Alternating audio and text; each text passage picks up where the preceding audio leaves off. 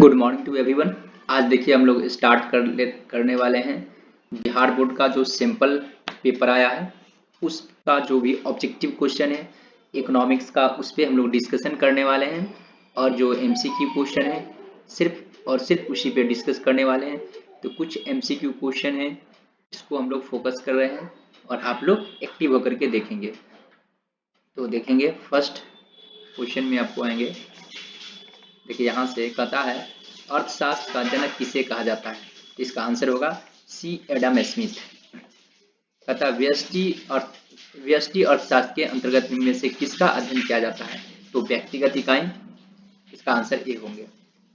फिर कहता है निम्न में से कौन उत्पादन का साधन है, तो आपको लैंड, लेबर और कैपिटल होता है। इसका मतलब ये हुआ भूमि, पूंजी, श्रम, यानी कि ऑल ऑफ दीज।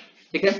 उसके बाद कहता है किसने कहा था अर्थशास्त्र धन का विज्ञान है, तो साइंस ऑफ वेल्थ, यहाँ पे professor Adam science of wealth, तो ये मार्शल जी का कहना था, ये एडम स्मिथ का। यहाँ पर आंसर हो जाएगा आपको सी। पांचवा का होगा किसके अनुसार अर्थशास्त्र मानव कल्याण का विज्ञान था, तो यहाँ पर होगा अल्फ्रेड मार्शल, यानी कि ए मार्शल, यहाँ पर ए आंसर होगा। सिक्स का होगा अर्थशास्त्र में शब्द व्यष्टि एवं समष्टि का प्रयोग सर्वप्रथम किस अर्थशास्त्री ने किया था, तो सबसे पहले उन्होंने किया था रेगनर फीस ने किया था। यहाँ पर आंसर सी हो जाएंगे। ठीक है, यहाँ पर आंसर सी होंगे। उसके बाद सेवेंथ में चलेंगे। कहता है अर्थव्यवस्था की केंद्रीय समस्या क्या है, तो इसमें क्या होता है उत्पादन कैसे हो, उत्पादन क्या किया जाए, उत्पादन कैसे वितरण होती है, यहाँ पे इनमें से सभी होंगे, यानी कि डी होगा। आगे बढ़ते हैं। कहता किस अर्थव्यवस्था में कीमत तंत्र के आधार पर निर्णय लिए जाते हैं, तो यहाँ पे होगा आंसर आपको पूंजीवादी अर्थव्यवस्था, अर्थात यहाँ पर आंसर होगा बी। फिर कहता है in which economics decision are taken in the basis of price, वही आंसर है।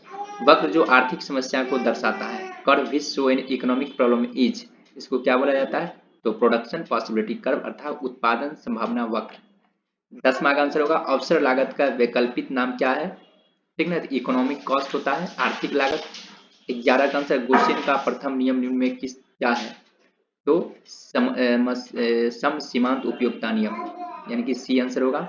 लॉ ऑफ इक्वी मार्जिनल, नहीं, law of diminishing margin, B answer होगा लॉ ऑफ डिमिनिशिंग सीमांत उपयोगिता हांस नियम। ठीक है, 12 में देखते हैं इंडिफरेंस कर दीजिए कॉन्वेक्स टू द ओरिजिन, इसका आंसर ए होगा। सम सीमांत उपयोगिता नियम को कहा जाता है लॉ ऑफ सब्स्टिट्यूशन, यानी कि प्रतिस्थापना के नियम, सम सीमांत उपयोगिता। कहता किसी वस्तु में मानवीय आवश्यकताओं की पूर्ति की क्षमता क्या कहते हैं, उपयोगिता कहा जाता है, इसका आंसर सी होगा। उपभोक्ता का संतुलन उस बिंदु पर होता है जहां कहता है सीमांत उपयोगिता मूल्य की बराबर होती है, ए होगा। Marginal utility is equal to price. कहता वस्तु की प्रत्येक अगली इकाई के प्रयोग से सीमांत उपयोगिता क्या होती है, घटती है, ए आंसर होगा, डिक्रीज होगा। तो आज इस तरह से हमने सैंपल पेपर इकोनॉमिक्स का लोड कर दिया, आप लोग इसको आंसर देख लेंगे। ये सब है, मैं यहीं से आज के क्लास को एंड कर रहा हूँ। Okay, bye bye.